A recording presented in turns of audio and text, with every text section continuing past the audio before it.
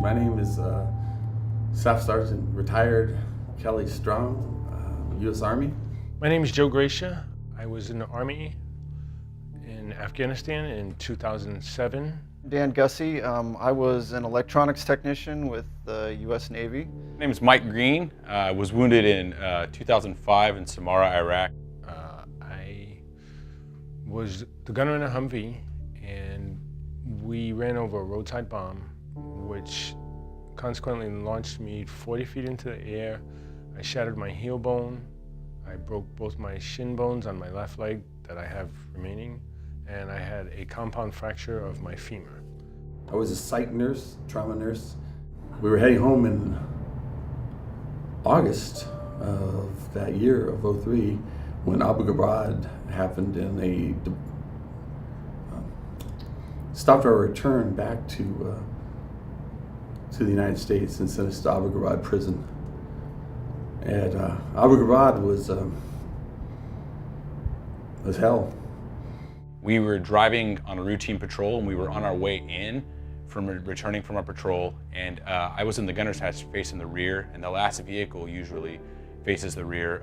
The gunner will face the rear to do rear security, so I got all my right side injured.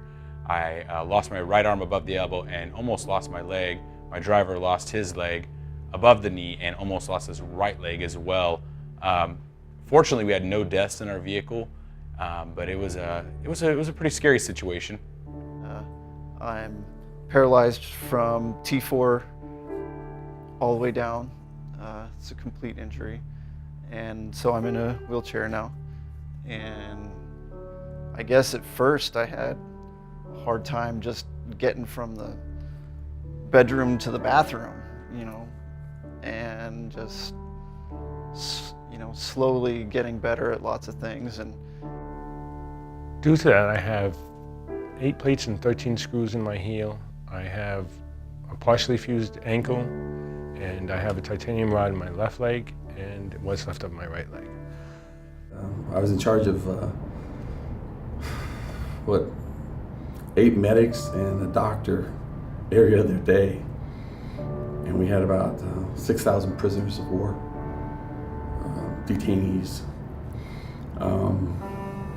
We lived in cells that the prisoners used to live in. If there's a hell on earth, it's probably Abu Ghraib.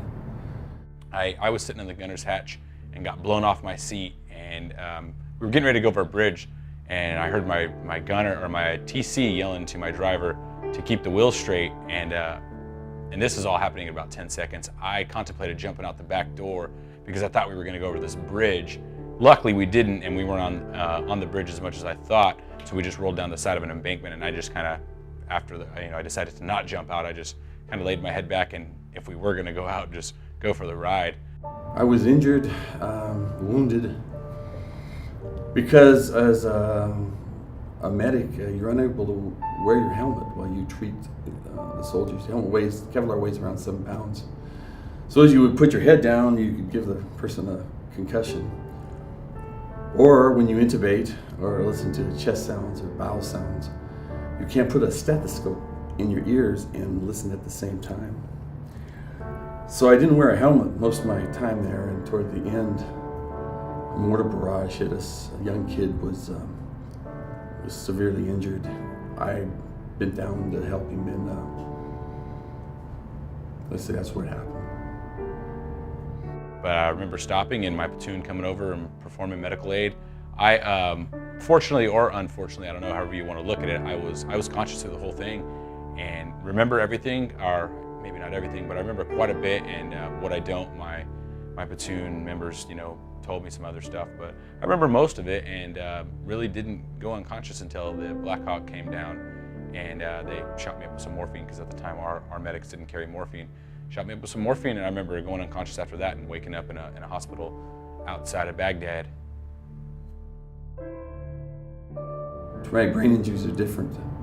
It's insidious. You would look at me and you would think I would be just as normal as the next person or the next soldier, or why is he here? He looks just fine. My wife has to drive. She's my caretaker now. She takes care of all the finances. I lost $30,000. I kicked my daughter. Probably a half a dozen instances with the police dealing with violence.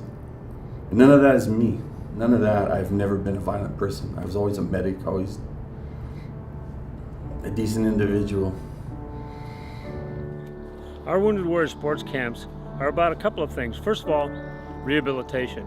You see, participation in vigorous, challenging sports has proven to be a powerful catalyst in the development of a positive self-image and an achieving attitude. And those traits are essential to success for anyone, but they're critical for someone with a disability. And guess what? While you're doing these things, you're developing balance, stamina, coordination, agility, physical traits that help you adapt. And secondly, they're about community reintegration.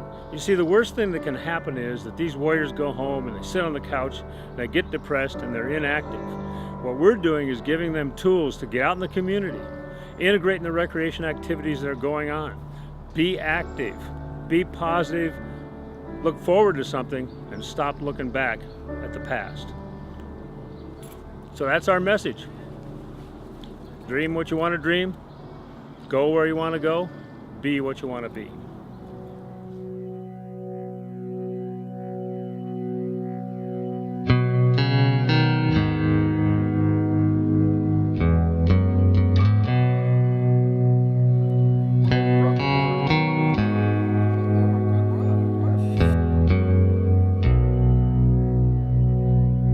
Laughter is the only thing that'll keep you sane.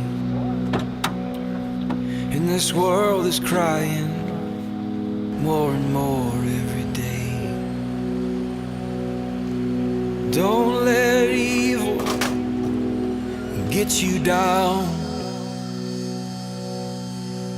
in this madness spinning round and round. I want you to live forever underneath the sky so blue.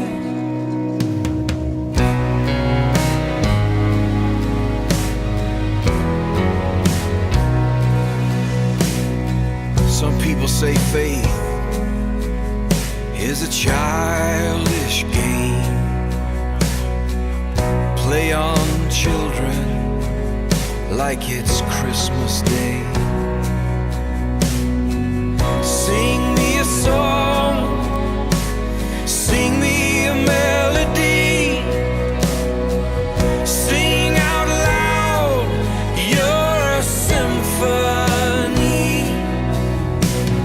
I want you to live forever underneath the sky so blue. I want you to live forever. Being able to do this with disabled sports after being out is really important, because it gets you, it's time to get away from yourself, from whatever daily grind you may be in or whatever's going on in your head, and it allows you to just meet other veterans. How are we doing? My name's Kelly. Kelly,